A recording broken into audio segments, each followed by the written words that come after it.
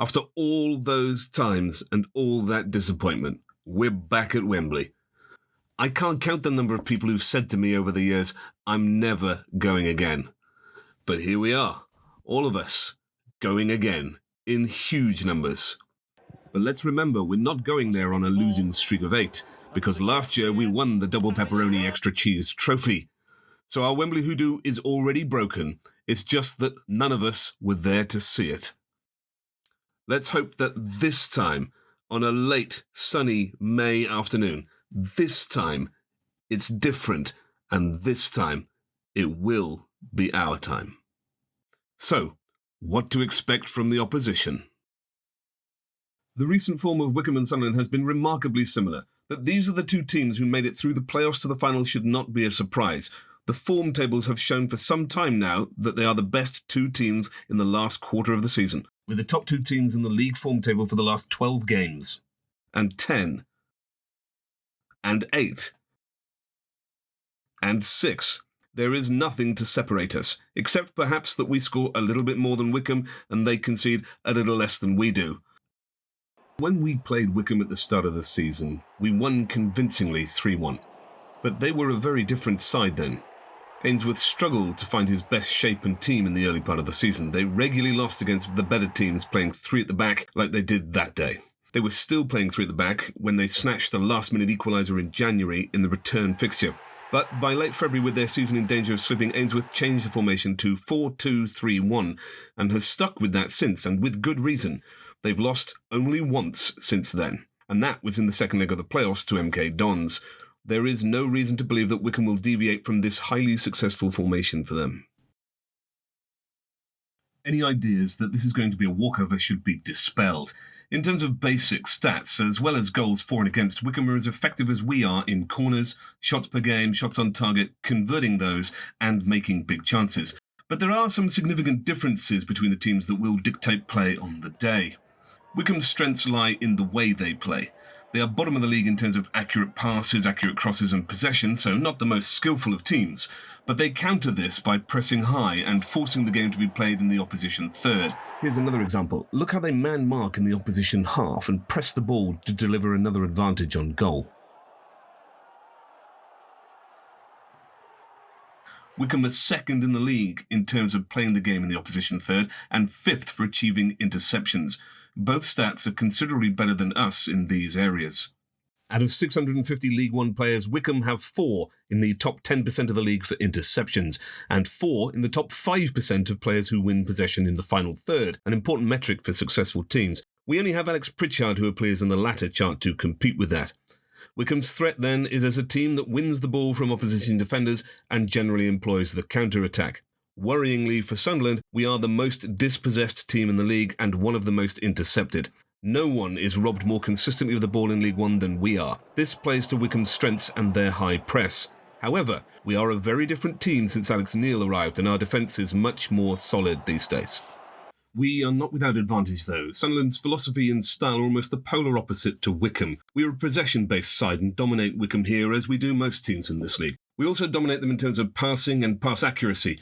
Our focus of play is down the flanks, with nearly 45% of attacks this season coming down the right, something the arrival of Clark has helped to balance out. We're third for accurate crosses, Wycombe are 20th. We have 6 players in the top 10% of the league for dribbles. Wycombe don't have any. We also have 4 in the top 10% for key passes to Wycombe's 2. So, we will have more possession, more crosses, more shots, and will dominate the wings, whereas Wycombe will press, try to rob us of the ball high up the park, and are dangerous on the counter. Who should we watch out for, then? Wycombe's main threat comes from 32-year-old journeyman striker Sam Vokes. A strong runner, he's good at moving into space and seems to have a preference for attacking the near post. Our centre-halves will need to be wary of this. He's scored 17 goals, although his conversion rate is appalling, and he'll play up front on his own. Wycombe's other main threat is another veteran, 34-year-old Gareth McCleary, a pacey, skillful winger who's capable of moving inside with the ball and attacking the outside. He's scored 11 goals and assisted with 7 this season, and he'll play at right wing. There are several other threats, each with half a dozen goals and assists each, but they all play on the left wing. Lately, Anis Mehmeti and Jordan Abita have occupied the left wing slot, but the latter has been getting the nod more recently. Another threat from Wycombe is the corner. They have a tendency to hang the ball directly on top of the goalkeeper, loading the 6-yard area with players and bullying the keeper, making it difficult for him to catch. Patterson was caught out exactly like this for the second goal in January. It's been interesting in training this week to see that Sunderland have been practicing how to deal with this effectively.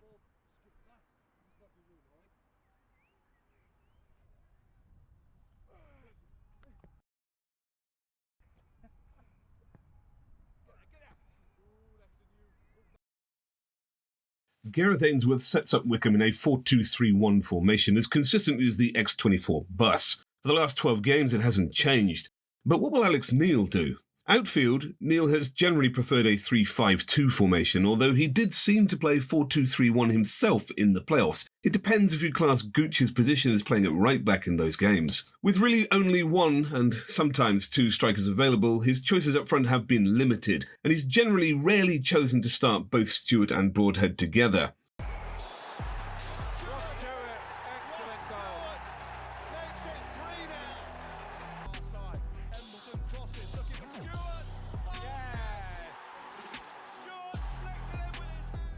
Crossing towards the near post, stabbed home.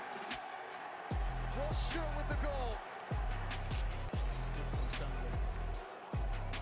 Decent cross. It's towards Stewart, who's done it. The perfect hat-trick inside an hour. Keeping on Grimmer. Excellent cross, goal. Ross Stewart. Sunderland level. Stewart making a good run ahead of him. And here is Ross Stewart. Can he get his foot to that? He can! With Stewart scoring 4 goals against Wycombe this season, you can be sure that they will be greatly worried about him. So I think we'll see only Stewart start. Most of Neil's choices rest in midfield, but he seems to have struck a good balance between defensive needs and creative pressure. Previously, he's moved players around, trying to service these needs, but each choice has sometimes left us lacking in another area. So, 09 has played at left-back, as a right winger and as a holding midfielder. Roberts has played on the left and the right, and so has Gooch, and so on. Injury to the excellent Carl Winchester saw Neil include Gooch almost as a right-back against Sheffield Wednesday, making space for Roberts to play in front of him. Combined with Sirican and Clark on the left, and a greater work ethic and defence from Clark, meant that Neil got the attacking and defensive balance he wanted in the team, and it worked very well. So it's likely that we'll see the start of the game with the same team from the semi-finals. One concern for Neil will be losing possession and the ability for Wycombe to turn the ball over and counter, particularly through the middle of the park. For this reason, it seems likely that Evans and 09 will remain in the holding midfield positions, the latter providing a more defensive steel than Embleton, whilst Matete is probably deemed too loose in surrendering possession and so will likely stay on the bench. Alongside him on the bench will be Embleton and Broadhead, allowing for creative change in substitution should we need it. This leaves space for Pritchard to play up front as the advanced midfielder. Get all of this right, and we are perfectly capable of beating Wycombe, and comfortably. We haven't lost in 14 games, and we have a better record against top 6 sides than Wycombe do. It's just the hope I can't stand. Listen, we're in a big boys game. You need to grow up, you need to put your big boy pants on, get on with it.